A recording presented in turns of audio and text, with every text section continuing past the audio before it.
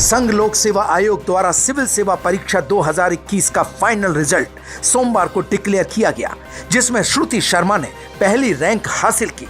Top करने वाली श्रुति बिजनौर में जन्मी है और दिल्ली से हिस्ट्री की पढ़ाई की है, जबकि दूसरी रैंक अंकिता अग्रवाल ने और तीसरी रैंक गामनी के नाम रही। टॉप 10 रैंक होल्डर्स में से 4 लड़कियां रहीं। कर्नाटक में भारतीय किसान यूनियन के नेता राकेश टिकैत पर एक शख्स ने काली स्याही फेंक दी। घटना बेंगलुरु प्रेस क्लब की है, जहां किसान नेता प्रेस कॉन्फ्रेंस करने पहुंचे थे। उसी वक्त एक शख्स ने स्याही फेंक दी। इसके बाद टिकैत समर्थकों ने भी स्याही फेंकने वाले शख्स को पकड़ लिया और उसकी जमकर पिटाई कर दी। घटना के समय टिकैत के सहयोगी नेता युद्धवीर सिंह भी मौजूद थे। बंगाल की एक और मॉडल ने अपनी जिंदगी की परेशानियों से बचने के लिए मौत का रास्ता चुन लिया। 18 साल की मॉडल सरस्वती दास का शव कस्बा के बेदिया डांगा स्थित उनके घर में फंदे से लटकता मिला। यह बीते 18 दिनों में बंगाली मॉडल और एक्ट्रेस की आत्महत्या का चौथा मामला है। हैरानी की बात यह है कि चारों ने फांसी लगाकर ही सुसाइड किया है। देश में सांसदों विधायकों के वेतन भत्तों पर कई बार बहस होती रही है, मगर एक मुद्दा कभी राष्ट्रीय पटल पर नहीं आया। देश में अभी 7 राज्य ऐसे हैं जो किसी न किसी रूप में मुख्यमंत्री, मंत्रियों, विधायकों का सिर्फ वेतन ही नहीं, इस वेतन पर बनने वाला इनकम टैक्स भी सरकारी खजाने से चुका रहे हैं। अपनी निजी आय पर टैक्स भरने की जिम्मेदारी व्यक्तिगत होती है, इसे सरकारी खजाने से अदा नहीं किया जा सकता।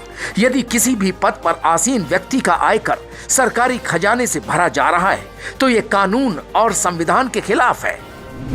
पीएम किसान सम्मान निधि योजना की 11वीं किस्त 31 मई को किसानों के बैंक खाते में आएगी।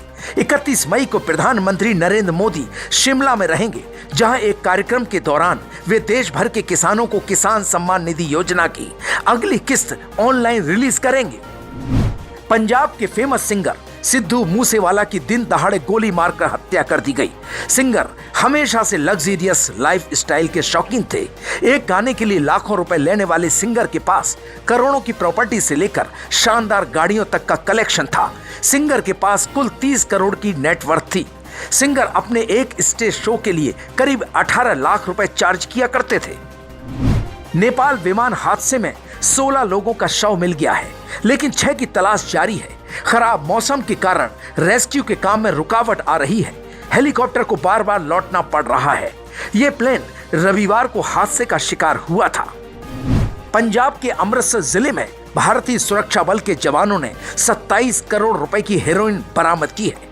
हेरोइन को सरहद पार बैठे नशा तस्करों ने शातिर तरीके से भारतीय सीमा में भेजा, लेकिन जवान इसे पकड़ने में सफल रहे। फिलहाल हेरोइन को जब्त करके कार्यवाही शुरू कर दी गई है।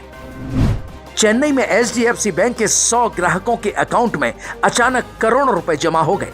जानकारी के मुताबिक 100 खाता धारकों में से हर एक अकाउंट में 13 करोड़ रुपए जमा हो गए। बैंक के मुताबिक कुछ घंटों में ही इस तकनीकी समस्या को सुलझा लिया गया।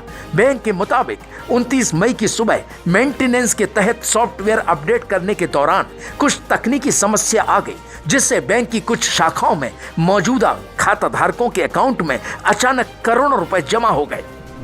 कृष्णा अभिषेक आज अपना 39वां जन्मदिन मना रहे हैं। उन्हें लोग एक कॉमेडियन, डांसर, एक्टर और एंकर के तौर पर बखूबी जानते हैं, लेकिन क्या आपको पता है, पर्दे पर सभी को हंसाने वाले कृष्णा अभिषेक की लाइफ इतनी भी आसान नहीं थी।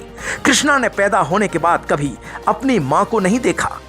दरअसल कृष्णा की मां को गर्भाशय का कैंसर था, जिस वजह से कृष्णा के जन्म के 2 साल बाद ही उनकी मां की मौत हो गई। जिसके सालों बाद कृष्णा ने अपनी मां को एक प्रोग्राम के रिपीट टेलीकास्ट में देखा था। वहीं जब कृष्णा कॉमेडी शो में काम कर रहे थे, तभी उनके पिता की कैंसर से मौत हो गई। उनके पिता की 13वीं भी नहीं हो पाई थी कि उन्हें शूटिंग के लिए वापस लौटना पड़ा। जब कृष्णा इंडस्ट्री में आए तो उन्हें खुद का नाम बनाने के लिए भी काफी स्ट्रगल करना पड़ा। उनके मामा गोविंदा थे, जिस वजह से काफी समय तक उनकी पहचान गोविंदा के भांजे के रूप में रही।